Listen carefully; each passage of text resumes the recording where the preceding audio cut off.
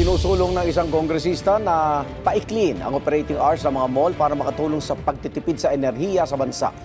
Batay sa resolusyon iniain ni Davao Oriental 2nd District Representative Chino Almario, malaki raw ang mababawas sa konsumo ng kuryente kung paiiklin ng 2 hanggang 3 oras ang mall hours.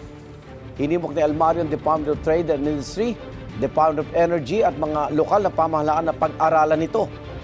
Wala pang pahayag ang mga ahensya ng gobyerno kaunay sa panukala.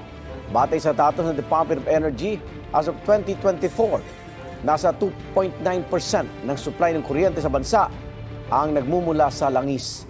Naunang nanawagan ang gobyerno na magtipid sa kuryente at sa langis sa gitna ng nagpapatuloy na giyera sa Middle East. Igan, mauna ka sa mga balita, mag-subscribe na sa GMA Integrated News sa YouTube para sa iba't ibang ulat sa ating bansa.